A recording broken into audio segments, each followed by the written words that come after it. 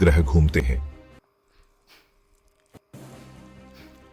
हमारे सौर मंडल में एक तारा है जिसे हम सूरज कहते हैं। सूरज के चारों ओर 8 ग्रह घूमते हैं। इन ग्रहों के साथ साथ कई चांद, क्षुद्र ग्रह और धूमकेतु भी सूरज की परिक्रमा करते हैं। यह पूरा समूह जो गुरुत्वाकर्षण बल से बंधा हुआ है, हमारा सौरमंडल कहलाता है। सौरमंडल बहुत विशाल है। इसकी विशालता की कल्पना करना भी मुश्किल है। अगर हम सूरज को एक फुटबॉल मान लें तो पृथ्वी एक छोटी सी मटर के दाने जैसी होगी। सौरमंडल का निर्माण अरबों साल पहले हुआ था। यह एक विशाल गैस और धूल के बादल से बना था। समय के साथ यह बादल गुरुत्वाकर्षण के कारण सिकुड़ता गया और अंततः सूरज और ग्रहों का निर्माण हुआ। सौरमंडल के रहस्य वैज्ञानिकों को हमेशा से मोहित करते रहे हैं। आज भी वैज्ञानिक नए ग्रहों, चंद्रमाओं और अन्य खगोलीय पिंडों की खोज कर रहे हैं। सूरज एक तारा है। यह एक विशाल गैस का गोला है जो बहुत अधिक गर्मी और प्रकाश उत्पन्न करता है। सूर्य हमारी पृथ्वी के लिए ऊर्जा का सबसे बड़ा स्रोत है। यह ऊर्जा पौधों को भोजन बनाने में मदद करती है, जो हमारे भोजन का आधार है। सूरज मुख्य रूप से हाइड्रोजन और हीलियम गैसों से बना है। इसके केंद्र में एक प्रक्रिया होती है जिसे नाभिकीय संलयन कहा जाता है। इस प्रक्रिया में हाइड्रोजन परमाणु मिलकर हीलियम परमाणु बनाते हैं और भारी मात्रा में ऊर्जा उत्पन्न करते हैं। सूरज की सतह पर तापमान लाखों डिग्री सेल्सियस तक पहुंच जाता है। सूरज से निकलने वाली गर्मी और प्रकाश पृथ्वी पर जीवन के लिए महत्वपूर्ण है। सूरज की उम्र लगभग 4.6 अरब वर्ष है। वैज्ञानिकों का अनुमान है कि यह लगभग 5 अरब वर्षों तक और इसी तरह चमकता रहेगा। पृथ्वी सौर मंडल का एकमात्र ज्ञात ग्रह है जहां जीवन मौजूद है। यह सूरज से तीसरा ग्रह है और आकार में 5वां सबसे बड़ा ग्रह है। पृथ्वी को नीला ग्रह भी कहा जाता है क्योंकि इसकी सतह का लगभग 71% हिस्सा पानी से ढका हुआ है। पृथ्वी का अपना एक वायुमंडल है जो इसे सूरज की हानिकारक किरणों से बचाता है। यह वायुमंडल नाइट्रोजन, ऑक्सीजन और अन्य गैसों से बना है। पृथ्वी पर जीवन के लिए यह वायुमंडल बहुत महत्वपूर्ण है। पृथ्वी का एक प्राकृतिक उपग्रह भी है जिसे हम चंद्रमा कहते हैं। चंद्रमा पृथ्वी के चारों ओर घूमता है और समुद्र में ज्वार भाटा पैदा करने में महत्वपूर्ण भूमिका निभाता है। पृथ्वी एक गतिशील ग्रह है। यहाँ लगातार भूकंप, ज्वालामुखी विस्फोट और अन्य प्राकृतिक घटनाएं होती रहती हैं। ये घटनाएं पृथ्वी की सतह को बदलने में महत्वपूर्ण भूमिका निभाती हैं। सौर मंडल में 8 ग्रह हैं। ये ग्रह सूरज की परिक्रमा करते हैं। हर ग्रह के अपने गुण हैं। बुध सूरज के सबसे नजदीक का ग्रह। यह बहुत गर्म है और इसका कोई वायुमंडल नहीं है। शुक्र पृथ्वी का आकार, बहुत घना और गर्म वायुमंडल। मंगल लाल ग्रह, ठंडा और पतला वायुमंडल।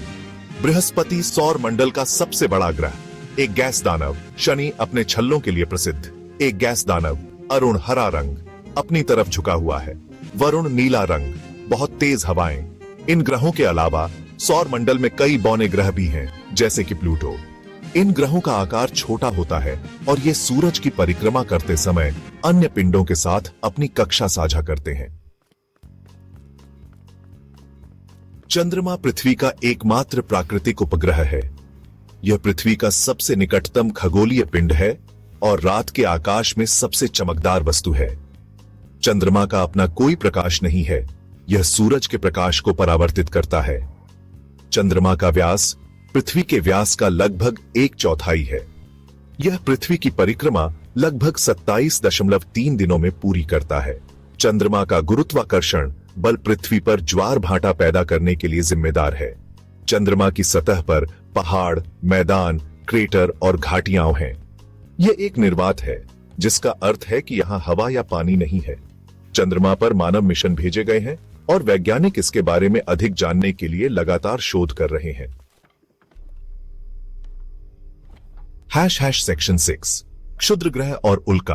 अंतरिक्ष यात्री सावधान। सौर मंडल में अनगिनत छोटे छोटे पिंड हैं जिन्हें क्षुद्र ग्रह और उल्का कहा जाता है। ये पिंड मुख्य रूप से मंगल और बृहस्पति ग्रहों के बीच एक क्षेत्र में पाए जाते हैं जिसे क्षुद्र ग्रह बेल्ट कहा जाता है। क्षुद्र ग्रह चट्टान और धातु के टुकड़े होते हैं, जबकि उल्का धूल और बर्फ के कण होते हैं। जब ये पिंड पृथ्वी के वायुमंडल में प्रवेश करते हैं तो वे जल उठते हैं और एक चमकदार रेखा बनाते हैं जिसे हम टूटता तारा कहते हैं। कुछ क्षुद्र ग्रह आकार में बहुत बड़े होते हैं और पृथ्वी के लिए खतरा पैदा कर सकते हैं। वैज्ञानिक इन खतरनाक क्षुद्र ग्रहों पर नजर रखते हैं और भविष्य में पृथ्वी के साथ किसी भी संभावित टकराव से बचने के उपाय खोज रहे हैं। सेक्शन 7। धूमकेतु ब्रह्मांड के यात्री धूमकेतु बर्फ, धूल और गैस से बने हुए खगोलीय पिंड होते हैं। जब ये पिंड सूरज के पास आते हैं तो उनकी बर्फ पिघलने लगती है और एक लंबी चमकदार पूंछ बनाती है। धूमकेतु सौर मंडल के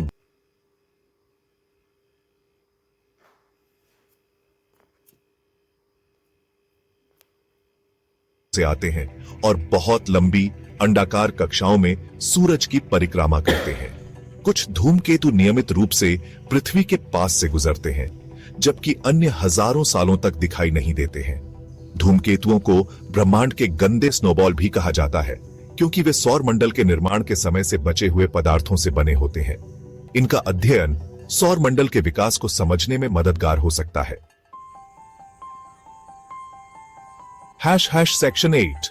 अनगिनत तारे और आकाश गंगाएं सौर मंडल ब्रह्मांड का एक छोटा सा हिस्सा है।